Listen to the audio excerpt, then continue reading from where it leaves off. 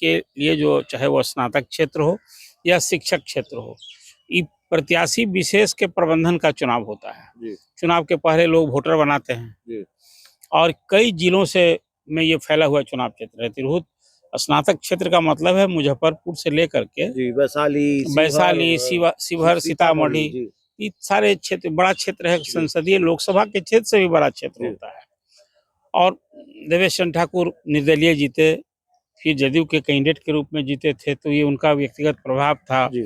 इन सब कारणों से जीते। और अब जो जानकारी आप दे रहे हैं कि उसमें जदयू को तो छोड़ दीजिए, सहयोगी दल जो बीजेपी है जी। और कुछ विपक्षी दल के लोग भी जी। अभिषेक झा की बजाय और निर्दलीय उम्मीदवार चुनाव लड़ने की तैयारी में है। राकेश रोशन जी, सिंह, नामांकन भी कर दिया। हाँ, नामांकन भी कर दिया उन्होंने। जी। उसके लिए सब लोग लग गए हैं। जी। तो अब प्रबंधन में देखिए, व्यक्तिगत संपर्कों का ये चुनाव है। जी। पार्टी का बैनर का तो इस्तेमाल कर नहीं सकते हैं, लेकिन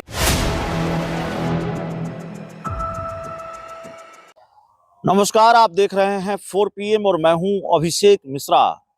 2020 का विधानसभा चुनाव याद आता है। 2020 का विधानसभा चुनाव और कैसे चिराग पासवान और भारतीय जनता पार्टी का जो खेल है, दोनों के बीच की जो मैच फिक्सिंग है, उसकी वजह से नीतीश कुमार 43 सीटों पर निपट गए।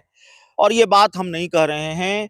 चुनाव नतीजों के बाद कई बार जेडीयू, यहाँ तक कि नीतीश कुमार ने भी सधे शब्दों में ही सही लेकिन इसको स्वीकारा कि खेल बीजेपी का भी था। चिराग मॉडल की वजह से, बीजेपी ने जो चिराग मॉडल की चाल चली, उसकी वजह से जेडीयू को 2020 के विधानसभा चुनाव में नुकसान हुआ। 2025 के विधानसभा चुनाव से पहले और 2024 के विधानसभा उपचुनाव के ठीक बाद 2020 का विधानसभा चुनाव इसलिए याद आ रहा है क्योंकि कमोबेश स्थितियां वैसी ही नजर आ रही है। यहाँ मामला सिर्फ एक सीट का है। अंतर यही है कि उस समय 243 सीटों का मामला था, लेकिन यहाँ मामला सिर्फ एक सीट का है। और जेडीयू के साथ इतना बड़ा खेल हो रहा है, नीतीश कुमार के साथ इतना बड़ा खेल हो रहा है। हालांकि हमने आपको पहले भी बताया है, सुबह ही जानकारी दी है, लेकिन इस खेल को और बेहतर तरीके से समझने की कोशिश करेंगे। इसको लेकर जो अपडेट है उस पर बातचीत करेंगे। हमारे साथ बिहार के जाने माने पत्रकार अरुण पांडे सर हैं। तिरहुत स्नातक क्षेत्र का जो विधान परिषद का उपचुनाव है, उसकी हम बात कर रहे हैं और कैसे एक निर्दलीय उम्मीदवार राकेश रोशन के साथ कांग्रेस, एलजेपी और माफ कीजिएगा, कांग्रेस, एलजेपी और बीजेपी खड़ी हो गई है। पूरी की पूरी पार्टी न सही, लेकिन बड़े बड़े नेता, बहुतायत में कार्यकर्ता राकेश रोशन के साथ खड़े हो गए हैं। तो क्या बड़ा झटका नहीं है ये जेडीयू के लिए, नीतीश कुमार के लिए? अभिषेक झा को हराने के लिए बड़ा खेल हो रहा है। सर, जो जानकारी है वो जानकारी यही है कि 3 पार्टियों का परोक्ष गठबंधन हो गया है, अप्रत्यक्ष गठबंधन हो गया है। कांग्रेस, लोजपा और बीजेपी, तीनों पार्टियां मिलकर राकेश रोशन की मदद कर रही हैं और पूरी कोशिश है कि अभिषेक झा को निपटा दिया जाए। देखिए, आपने अपनी प्रारंभिक चर्चा में बहुत सारी ऐसी जानकारी दे दी है जिस पर कुछ 4 PM के व्यूअर्स को समझना होगा।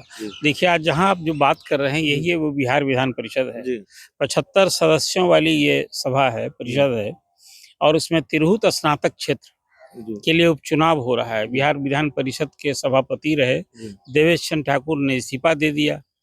वो सीतामढ़ी से जदयू के MP चुन लिए गए हैं। तो उनके ही इस्तीफे से ये रिक्त सीट खाली हुई है, जिसके लिए उपचुनाव हो रहा है तिरहुत विधान परिषद का स्नातक क्षेत्र के लिए।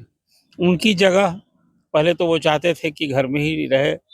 चर्चा थी पहले कि शायद उसकी धर्मपत्नी लड़ेंगी चुनाव, लेकिन पार्टी ने, जदयू के अध्यक्ष नीतीश कुमार ने पार्टी के प्रवक्ता अभिषेक झा को उम्मीदवार बना दिया है। स्वाभाविक है कि उम्मीदवारी के बाद वो अपने, ये देखिए, मैं मानता हूँ विधान परिषद के लिए जो चाहे वो स्नातक क्षेत्र हो या शिक्षक क्षेत्र हो, ये प्रत्याशी विशेष के प्रबंधन का चुनाव होता है। चुनाव के पहले लोग वोटर बनाते हैं और कई जिलों से में ये फैला हुआ चुनाव क्षेत्र है। तिरहुत स्नातक क्षेत्र का मतलब है मुजफ्फरपुर से लेकर के वैशाली, शिवहर, सीतामढ़ी, ये सारे क्षेत्र बड़ा क्षेत्र है। संसदीय लोकसभा के क्षेत्र से भी बड़ा क्षेत्र होता है। और देवेश चंद्र ठाकुर निर्दलीय जीते, फिर जदयू के कैंडिडेट के रूप में जीते थे, तो ये उनका व्यक्तिगत प्रभाव था, इन सब कारणों से जीते। और अब जो जानकारी आप दे रहे हैं कि उसमें जदयू को तो छोड़ दीजिए, सहयोगी दल जो बीजेपी है और कुछ विपक्षी दल के लोग भी जी अभिषेक झा की बजाय और निर्दलीय उम्मीदवार चुनाव लड़ने की तैयारी में है। राकेश रोशन जी सिंह, नामांकन भी कर दिया हाँ है। नामांकन भी कर दिया उन्होंने, जी उसके लिए सब लोग लग गए हैं। जी तो अब प्रबंधन में देखिए व्यक्तिगत संपर्कों का ये चुनाव है, जी पार्टी का बैनर का तो इस्तेमाल कर नहीं सकते हैं, जी। लेकिन हाँ यदि बीजेपी के लोग और विपक्ष के लोग भी जी यदि ये राकेश रोशन जो निर्दलीय उम्मीदवार हैं उनके लिए काम करना शुरू किए हैं, जैसी आपको खबर मिली जी कि उन लोग की मीटिंग हो रही है, जी चुनाव की रणनीति बनी। जी और अब तो देखिए ये चुनाव होना है 5 दिसंबर को, 18 नवंबर तक नामांकन पर दाखिल करने की अंतिम तिथि है जी और फिर 9 तारीख को ना जी 9 तारीख को रिजल्ट आएंगे। नतीजे की घोषणा होनी है। तो अभी तो जदयू की चर्चा तो आपने कर दी कि जदयू के अभिषेक झा हैं और निर्दलीय राकेश जी रोशन आ गए हैं। जी विपक्ष की ओर से भी जी तेजस्वी यादव ने यहाँ गोपी किशन। गोपी कृष्ण जी गुप्ता हैं, जी उनको कैंडिडेट बनाया है। जी तो एक कैंडिडेट उसके लिए बाज़ाब्ता तेजस्वी यादव ने अपने आवास पर उस क्षेत्र के जिला अध्यक्षों की, सांसद, विधायक सबकी बैठक बुलाई थी, पूर्व प्रत्याशी सबकी। भाई हमको यह स्नातक क्षेत्रीय 4 विधानसभा सीटों के लिए उपचुनाव हो गए, जी वोटिंग हो गई, अब नतीजे की घोषणा का इंतजार है। 23 तारीख को नतीजे की घोषणा होगी और लगे हाथ अभी एक सीट के लिए ये उपचुनाव हो रहा है, सबकी ताकत लगी है। मेरी जानकारी है इसमें कि जन स्वराज पार्टी भी जी इस उपचुनाव में कूदने की तैयारी कर चुकी है। जी उनके कैंडिडेट की भी घोषणा बस आज कल का इंतजार कीजिए।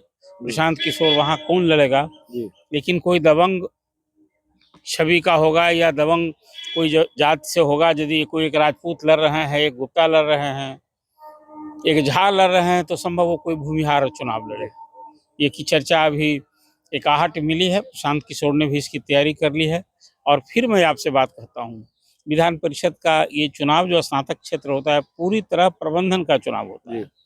इसके मतदान केंद्र प्रखंड मुख्यालयों में होता है, जहाँ मुख्यालय होता है। तो बड़ा दिलचस्प चुनाव होगा।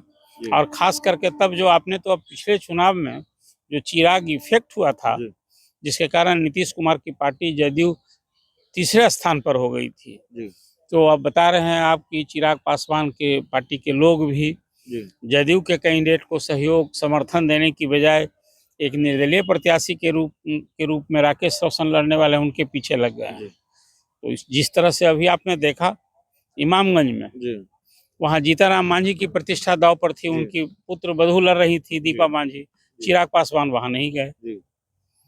अब वो हम आपने चर्चा भी की थी कि भाई क्या उसका इफेक्ट है। अभी हाल में सुप्रीम कोर्ट का जो फैसला आया, कोटा विधीन कोटा दलित आरक्षण वाला, इस पर दोनों की अलग अलग राय थी, अलग स्टैंड था, तो चिराग वहां गए नहीं। तो इसका मतलब है कि एनडीए में ऑल इज नॉट वेल, वो एकजुटता नहीं है जिस एकजुटता के लिए नीतीश कुमार ने अपने आवास पर पिछले दिनों बृहत बैठक की थी। उसमें भी तो न चिराग गए थे और न मांझी आए थे। खैर अब तो परिषद का चुनाव है 18 तक। पहले उम्मीदवार सबका कौन कौन लड़ेगा, 3 तो अभी आपने चर्चा कर दी है, चौथा भी जन स्वराज पार्टी के उम्मीदवार के नामांकन की कैंडिडेट के नाम की घोषणा होगी और फिर ये होगा। तो कुल मिला जुला कर ये अब जो विधान परिषद की एक सीट के लिए तिरहुत स्नातक क्षेत्र के लिए जो उपचुनाव होना है 5 दिसंबर को, इसमें भी अब शक्ति परीक्षण होगी। उसमें एनडीए एकजुट हो नहीं दिखेगा और राजद के लिए भी अब वो ताकत दिखती है कि नहीं, इंतजार करना होगा। और जदयू के अभिषेक झा अपनी ताकत अपनी बदौलत अपने प्रबंधन से लड़ना है और देवेश ठाकुर का जो प्रभाव इस इलाके में रहता है। अब ये देखना दिलचस्प होगा कि जिस तरह से तिरहुत स्नातक क्षेत्र के मतदाता कई चुनाव से जीत रहे थे, तीसरा ये चौथा चुनाव था, तो वो भरोसा देवेश चंद्र ठाकुर पर जैसे किए हो, जो अभी जदयू का कैंडिडेट है अभी, उस पर लोग करते हैं कि नहीं। ये एक सवाल यह भी है, अगर मगर का सवाल है, अगर परिणाम जेडीयू उम्मीदवार के पक्ष में नहीं आया, आप ठीक कह रहे हैं, कुल मिलाकर ये प्रबंधन का चुनाव है, जिसका प्रबंधन मजबूत होगा उसकी जीत होगी। लेकिन जाहिर तौर पर ये भनक नीतीश कुमार को लगी या ये साबित हुआ कि खेल किया है सहयोगी दलों ने भी, एनडीए में तल्खी पड़ सकती है। स्वाभाविक न बढ़ेगी। देखिए घोषित तौर पर तो इसमें कोई आम लोग मतदाता हैं नहीं, जो स्नातक है और जो मतदाता सूची में जिनके नाम दर्ज हो गए हैं वही मतदाता होता है। रही पार्टी का सिंबल का सवाल है, कि चिराग थोड़े कोई जो निर्दलीय उम्मीदवार है उसका घोषित तौर पर करेंगे। संभव हो एनडीए के नेताओं की ओर से संयुक्त अपील जारी हो, ये सब होगा। लेकिन एक बात तो होगी ना, किसी कैंडिडेट विशेष का कोई टैग लगा हुआ। अब तो निर्दलीय लड़ रहे हैं, वो जो आप भी जानकारी दे रहे हैं, पार्टी के लोग जो कर रहे हैं वो तो घोषित तौर पर पार्टी के तरफ से तो घोषणा होगी नहीं। इसलिए तलखी तो वाली बात कहते हैं, तलखी कैसे नहीं रहेगी, और चर्चा किसी से छिपी होती है। जब चुनाव होगा तो अभिषेक झा को भी पता होगा कि उनके साथ किस दल के कौन ने साथ दिया और किसने विरोध किया, किसने भीतरघात किया। चलिए, तो हमारे साथ वरिष्ठ पत्रकार अरुण पांडे सर थे। इस पूरी रिपोर्ट में इतना ही। बहुत बहुत धन्यवाद।